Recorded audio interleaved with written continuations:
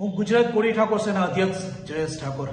વિછિયાના બનાવમાં જે પોલીસે પબ્લિક ઉપર પથ્થરમારો કર્યો છે, જેને લાકડીઓથી માથા ફાડી નાખ્યા છે, જે 84 લોકોને પોલીસ સ્ટેશનની અંદર પૂરી જેને મારવામાં આવ્યો છે, જેના માથા ફાડી નાખવામાં છે, એ પોલીસવાળાને 5 દિવસમાં જો સસ્પેન્ડ કરવામાં નહીં આવે ને તો 25/1/2025ના દિવસથી ગુજરાત બંધ થશે. આ કોળી સમાજનો નિર્ણય છે. શાંતિપૂર્વક ગુજરાત બંધ કરવામાં આવશે અને 25/1 પછી કોળી સમાજ દ્વારા વિછિયા મામલતદારે ધરણા કરવામાં આવે છે. જો શું સમાજના આગેવાનો જો શું સમાજના ન્યાય માટે લડવા ઉભા થાય તો પોલીસ દ્વારા પકડીને મારીને અંદર પૂરવામાં આવશે. તો શું સમાજના આગેવાનો આવી રીતે ઉભા થશે? તમને શું અમારા જેવાને નોટિસ આપીને શું બેસાડવામાં આવે છે? નહીં. હવે આ બધું નહીં સહન કરવામાં આવે. 5 દિવસની અંદર જો પોલીસવાળાને સસ્પેન્ડ કરવામાં નહીં આવે તો 25મી તારીખથી ગુજરાત બંધ કરવાનું આ એલાન કોળી સમાજ દ્વારા કરવામાં આવે છે.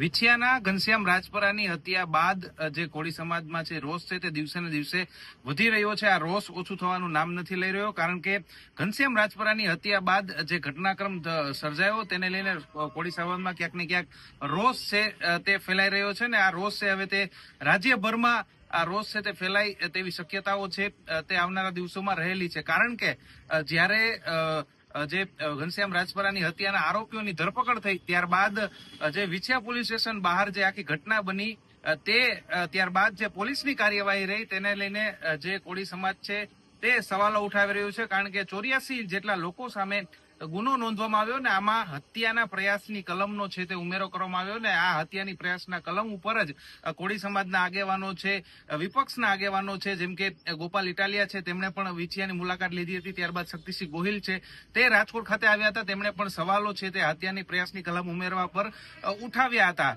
હવે જે માહિતી મળી રહી છે તે મુજબ કોળી સમાજ છે તેમણે કોળી સમાજના આગેવાનો છે તેમણે 5 દિવસનું અલ્ટિમેટમ છે તે પોલીસને આપ્યું છે ને સરકારને તંત્રને આપ્યું છે કે જે રીતે જે ઘનશ્યામ રાજપરાની હત્યા બાદ વિછિયા પોલીસ સ્ટેશન બહાર જે પથ્થરમારાની ઘટના બની, સામસામે પોલીસ અને કોળી સમાજના લોકો વચ્ચે મારામારીની ઘટના બની, તેમાં પણ પોલીસ દ્વારા અનેક યુવાનોને ખૂબ ઢોરમાર મારવામાં આવ્યો છે. તેમની સામે ખોટી રીતે હત્યાના પ્રયાસની કલમ છે તે ઉમેરવામાં આવી છે ને હવે આ જે જવાબદાર પોલીસ કર્મચારીઓ છે તેમને સસ્પેન્ડ નહીં કરવામાં આવે, જો તેમની સામે કાર્યવાહી 5 દિવસમાં નહીં કરવામાં આવે તો આગામી 25 તારીખે જે કોળી ઠાકોર સેના છે તેમના દ્વારા ગુજરાત બંધનું એલાન છે તે આપવામાં આવ્યું છે ને આખો આ જે મામલો છે તે રાજ્ય કક્ષાએ લઈ જવાનો પ્રયાસ પણ છે તે કરવામાં આવ્યો છે. કારણ કે જે રીતે 60 જેટલા ને પછી 84 જેટલા કોળી સમાજના લોકો સામે ગુનો નોંધાયો ને એમાં પણ હત્યાના પ્રયાસની કલમ છે તે ઉમેરાઈ છે તે ક્યાંક ને ક્યાંક સવાલો છે તે ઉઠાવી રહી છે ને કોળી સમાજમાં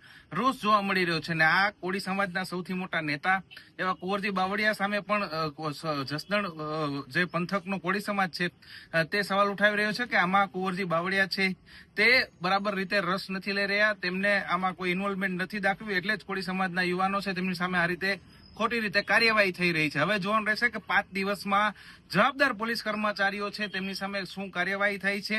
જે માગ છે જે કોળી ઠાકોર સેના અધ્યક્ષ છે, પ્રમુખ છે જયેશ ઠાકોર, તેમના દ્વારા પણ જે માગ છે તે કરવામાં આવી છે ને આ મામલો છે તે આખો રાજ્યભરમાં લઈ જવામાં આવશે. ગુજરાત બંધનું એલાન પણ આપવામાં આવશે. આવનારા દિવસોમાં દરેક જિલ્લામાં કલેક્ટરને આવેદન આપવાના કાર્યક્રમો છે તે પણ કોળી સમાજના આગેવાનો દ્વારા છે જે છે તે ગોઠવવામાં આવ્યા છે ને હવે આખો મામલો છે તે ગુજરાતમાં રાજ્ય કક્ષાએ લઈ જવાનો છે ને હવે જે સૂત્રો પ્રમાણે માહિતી મળી રહી છે તે મુજબ કોંગ્રેસના સાંસદ છે ગેનીબેન ઠાકોર તે પણ વિછિયાની મુલાકાત લઈ શકે છે. એટલે કે જે રીતે સૌરાષ્ટ્રમાં કોળી સમાજ છે એ રીતે ઉત્તર ગુજરાતમાં ઠાકોર સમાજ તરીકે ઓળખાય છે. આમ બંને સમાજ કોળી ઠાકોર સમાજ એક જ છે. આ બંને સમાજની વસ્તી રાજ્યભરમાં સૌથી વધારે છે. અંદાજે 1.5 થી 2 કરોડ જેટલી વસ્તી છે તે કોળી અને ઠાકોર સમાજની છે. એટલે કે જો આ બંધા પ્રતિસાદને જો સરખો પ્રતિસાદ મળે, જો 5 દિવસમાં કોઈ કાર્યવાહી નહીં થાય માગ મુજબની અને જો આ બંધના એલાનને યોગ્ય પ્રતિસાદ મળશે તો આવનારા દિવસોમાં જે છે તે પોલીસ અને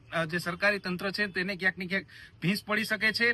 જે અન્ય વિપક્ષના લોકો પણ જે માગ કરી રહ્યા છે કે જે હત્યાના પ્રયાસની કલમ છે તે ખોટી રીતે ઉમેરવામાં આવી છે તે કલમ પણ હટાવવામાં આવે તેવી પણ માગ છે તે કરવામાં આવી રહી છે. હવે આવનારા દિવસોમાં જોવાનું રહેશે કે જો પોલીસ દ્વારા ખોટી રીતે મારવામાં આવે છે, ખોટી રીતે કાર્યવાહી કરવામાં આવી છે તો આ પોલીસ સામે કોઈ કાર્યવાહી થાય છે કે કેમ, અને જે 60 થી વધુ લોકો સામે હત્યાના પ્રયાસની કલમનો ઉમેરો કરવામાં આવે છે તે કલમ પણ આવનારા દિવસોમાં હટે છે કે કેમ તે જોવું ખૂબ જ મહત્વનું રહેશે. રોનક મજીઠિયા, ગુજરાત તક, રાજકોટ.